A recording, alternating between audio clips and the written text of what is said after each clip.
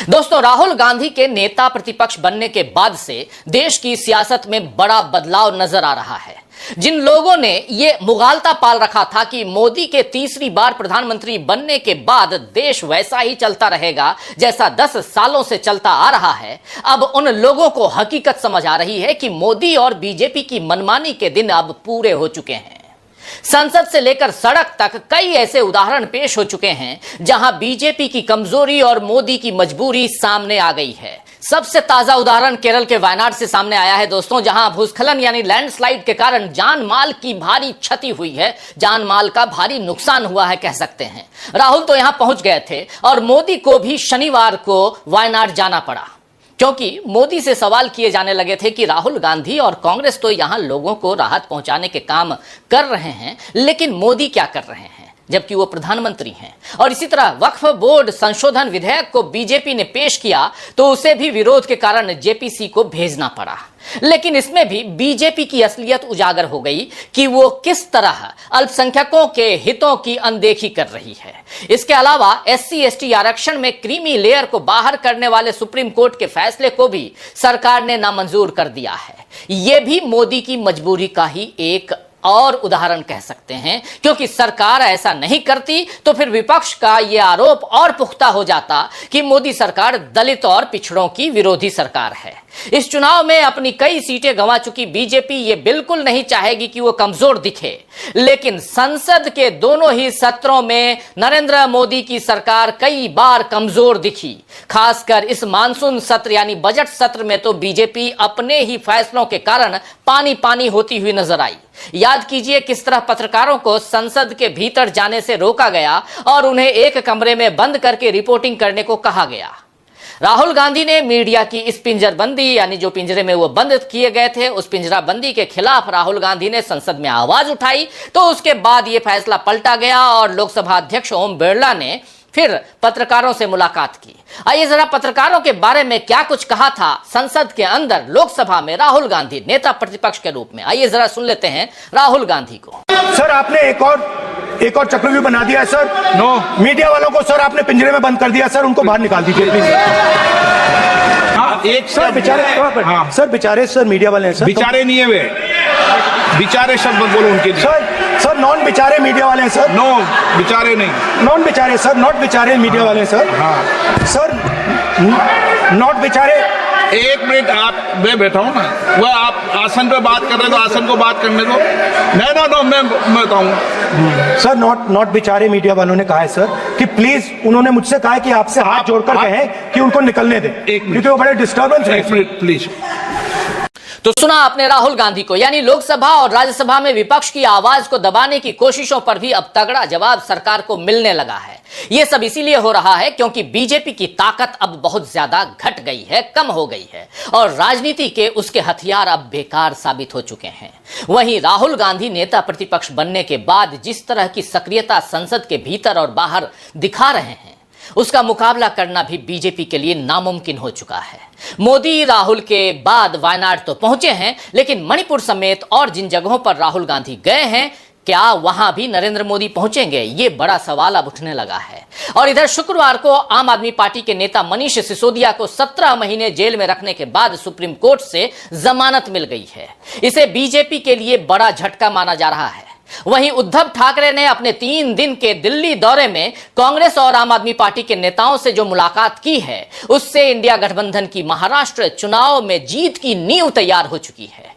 ये सारे घटनाक्रम बता रहे हैं दोस्तों कि इंडिया गठबंधन के कारण अब मोदी और बीजेपी की मनमानी पर ब्रेक लगने की शुरुआत हो चुकी है। तो आइए दोस्तों, आज आईने की नजर से पड़ताल करेंगे कि क्या राहुल के आगे मजबूर हो गए हैं नरेंद्र मोदी, और यह भी समझने की कोशिश करेंगे कि क्या सत्ता के तीसरे कार्यकाल में दबाव में है नरेंद्र मोदी की सरकार, और क्या अब बीजेपी की मनमानी पर इंडिया ने लगा दिया है ब्रेक। लेकिन शुरुआत करें इससे पहले आइए देखते हैं संसद के मानसून सत्र के आखिरी दिन की कुछ तस्वीरें, जिनमें नरेंद्र मोदी और बीजेपी की मजबूरी साफ झलक रही है। ये तस्वीर ओम बिरला के चैम्बर की है, जहां अनौपचारिक चाय पर सभी दलों के नेता बैठे हैं। इनमें एक तरफ नरेंद्र मोदी हैं तो दूसरी तरफ राहुल गांधी भी हैं।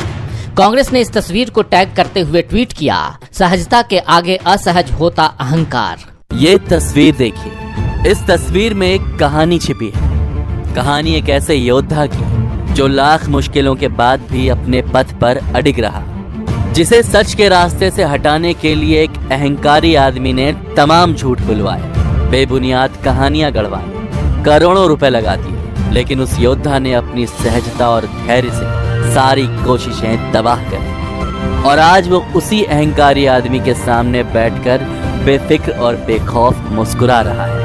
उसकी इस बेखौफ मुस्कुराहट के आगे उस अहंकारी आदमी के चेहरे की रंगत उड़ी हुई है। याद कीजिए, इसी सत्र में राहुल गांधी ने कहा था कि मैं जब सदन में आऊंगा तो मोदी नहीं आएंगे, क्योंकि उनमें सच का सामना करने की हिम्मत नहीं है। दरअसल जिस तरह राहुल ने बजट पर चर्चा के बहाने चक्रव्यूह का जिक्र किया और उसमें मोदी का नाम लिया, उसका जवाब किस तरह दिया जाए ये मोदी को समझ नहीं आया।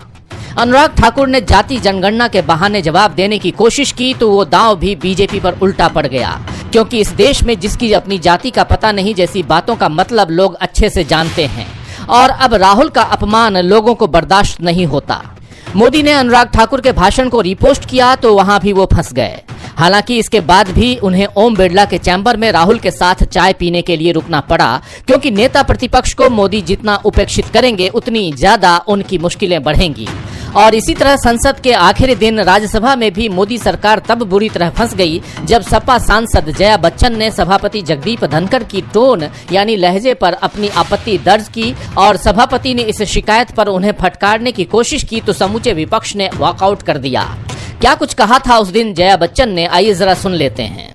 Jaya Amitabh Bachchan is the last speaker on this point, please ma'am.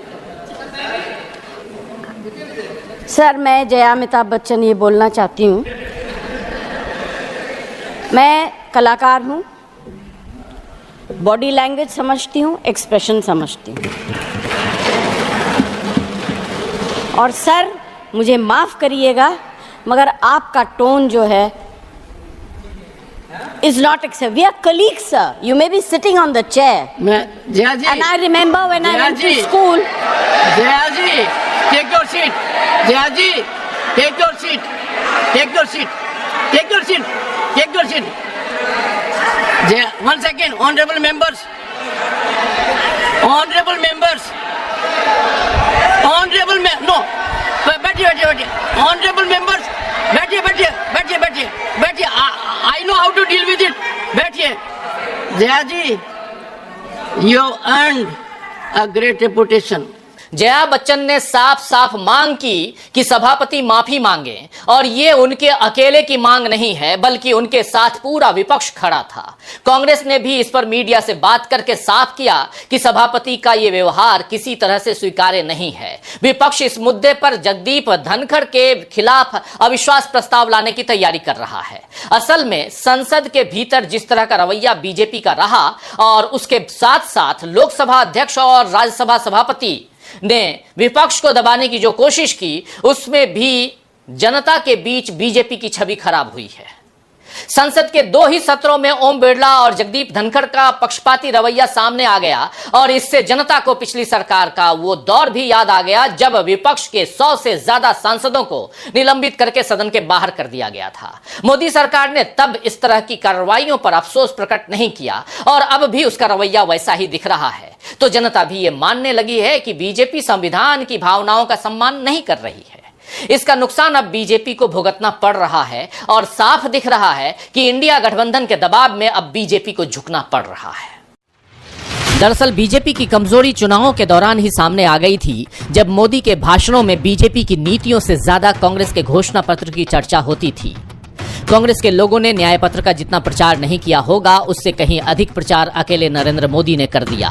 Mangalsutra चोरी करने से लेकर भैंस खोल कर ले जाने तक उटपटांग आरोप कांग्रेस पर मोदी ने लगाए। उन्हें भ्रम था कि हर खाते में 15 लाख वाली बात की तरह जनता इस बात को भी मान लेगी कि कांग्रेस किसी का मंगलसूत्र चोरी कर सकती है।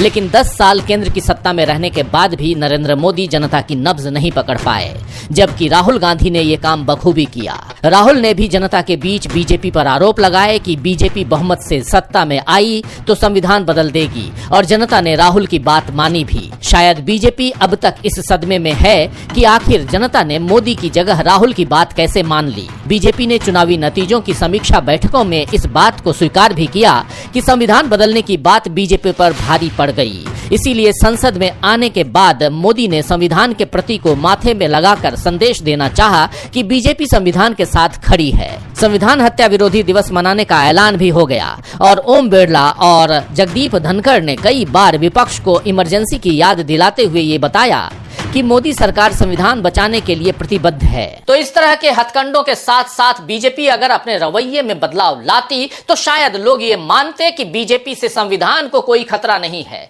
मगर वक्फ बोर्ड और SC/ST कोटे में क्रीमी लेयर वाले फैसले पर बीजेपी ने अपना रुख साफ करने में जो देरी की, उससे भी बीजेपी की पोल खुल गई। इन दोनों ही मुद्दों पर बीजेपी को विपक्ष के साथ साथ एनडीए में शामिल दलों का भी विरोध देखना पड़ा, झेलना पड़ा। पहले जैसे हालात रहते दोस्तों तो विपक्ष की आपत्तियों को बीजेपी हवा में उड़ा देती, लेकिन अब उसके अपने पैंतरे हवा में उड़ चुके हैं और हकीकत का सामना बीजेपी को करना पड़ रहा है। आपको बता दूं कि संविधान पीठ ने 1 अगस्त को 6-1 के बहुमत के फैसले में कहा था कि अनुसूचित जातियां सामाजिक रूप से सजातीय वर्ग नहीं हैं और उन्हें आरक्षण देने के मकसद से राज्य उन्हें उपजातियों में वर्गीकृत कर सकते हैं। जो दलित जातियां हाशिए पर हैं उन्हें आरक्षण का लाभ दिया जा सकता है। इस फैसले के 8 दिन बाद यानी 9 अगस्त को मोदी सरकार ने इसे खारिज करते हुए कहा, BR अम्बेडकर के संविधान में SC/ST आरक्षण में क्रीमी लेयर का कोई प्रावधान नहीं है। दरअसल अदालत के इस फैसले से कांग्रेस तो पहले से ही सहमत नहीं थी और इस बारे में कांग्रेस ने अपना रुख साफ भी कर दिया है। वहीं एनडीए के सहयोगी दल LJP रामविलास ने इस फैसले पर खुलकर असहमति जताई थी और कहा है कि वो सुप्रीम कोर्ट के फैसले पर समीक्षा याचिका दायर करेगी। शुक्रवार को बीजेपी के लोकसभा और राज्यसभा के SC/ST सांसदों ने PM नरेंद्र मोदी से मुलाकात की और सुप्रीम फैसले पर आपत्ति जताई। तब उन्हें आश्वासन दिया गया कि क्रीमी लेयर को बाहर करने के सुप्रीम कोर्ट के फैसले पर कोई कदम नहीं उठाया जाएगा और इसके बाद ही सरकार ने अदालत के फैसले पर नामंजूरी जाहिर की।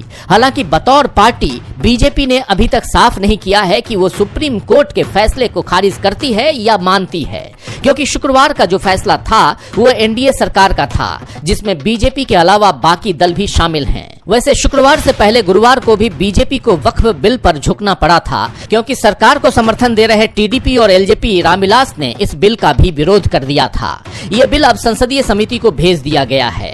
2 दिन में 2 बार विपक्ष के साथ साथ सहयोगी दलों के सामने झुकने की मजबूरी बता रही है कि अब बीजेपी में वो दम नहीं रहा जिसके बूते उसने 10 साल मनमाना शासन किया, बल्कि अब इंडिया गठबंधन उसे लोकसभा के बाद विधानसभा चुनाव में भी मात देने की तैयारी में जुट गया है। महाराष्ट्र में उद्धव ठाकरे इंडिया गठबंधन को जिताने की पटकथा लिख रहे हैं। अमित शाह को अहमद शाह अब्दाली का नाम लेकर सीधी चुनौती देना या मोदी को बांग्लादेश की घटना के बहाने निशाने पर लेना, यह बताता है कि शिवसेना अपने पुराने तेवर में लौट रही है।